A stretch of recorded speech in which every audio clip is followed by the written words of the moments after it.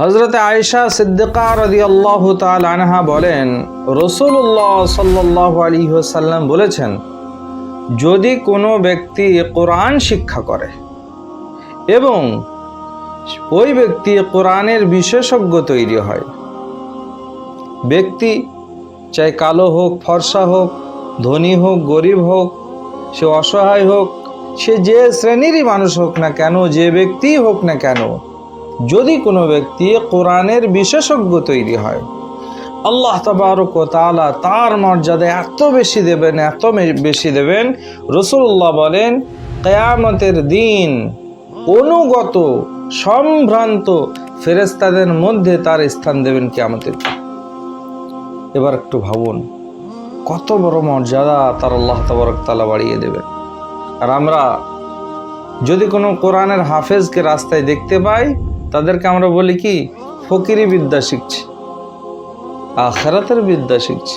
আল্লাহ তাবারক তাআলা কিয়ামতের দিন হাফেজে কোরআনদেরকে বলবেন, তোমরা পড়ো এবং তোমাদের মর্যাদায় তোমরা আগিয়ে চলো, পড়ো আর তোমরা আগিয়ে চলো, মর্যাদা এত বেশি বাড়িয়ে দেবেন। তো হযরত আয়েশা সিদ্দিকা বলেন যে রাসূলুল্লাহকে আমি বলতে শুনেছি, তিনি বলেন, যদি কোনো ব্যক্তি কোরআন শিক্ষা করে এবং কোরআনের বিশেষজ্ঞ তৈরি হয়, আল্লাহ তাবারক তাআলা কিয়ামতের ময়দানে তার মর্যাদা অনুগত সম্ভ্রান্ত ফেরেশতাদের মাঝখানে তার স্থান দেবেন।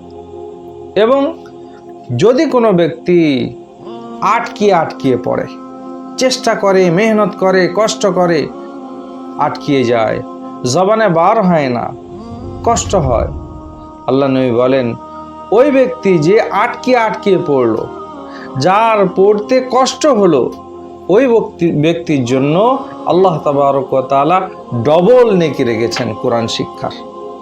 আমার প্রিয় ভাইয়েরা, যারা আমরা কোরআন এখনো না শিখে বসে আছি, একটু ভাবুন কত বড় ফজিলত আল্লাহ রেখেছেন। যদি আমি ভালোভাবে শিখতে পারি, আমার ফেরেশতাদের সঙ্গে মর্যাদা আল্লাহ দেবেন। আর যদি আমার কষ্ট হয়, অসুবিধা হয়, তার জন্য তো ডবল নেকি আল্লাহ রেখেছেন। কত নেকি? আল্লাহ নবী বলেন, আলিফুন হারফুন, লামুন হারফুন, মিমুন হারফুন। একটা আলিফ, এটা একটি বর্ণ, লাম একটি বর্ণ, মিম একটি বর্ণ। যদি কোনো ব্যক্তি এই আলিফ লাম মিম তেলাওয়াত করে, এক একটি বর্ণর পরিবর্তে আল্লাহ তাবারক তাআলা তার আমলনামায় 10টি করে নেকি লেখেন। যদি লাম উচ্চারণ করে, তার বিনিময়ে 10টি করে নেকি লেখা হয়। মিম উচ্চারণ করে, তার বিনিময়ে তার আমলনামায় 10টি করে নেকি লেখা হয়। আমার ভাইয়েরা, যারা এখনো পর্যন্ত আমরা কোরআন থেকে দূরে সরে আছি, এখনো পর্যন্ত আল্লাহর কিতাবকে আঁকড়িয়ে ধরি, এটাই আমাদের পূর্ণাঙ্গ জীবন বিধান।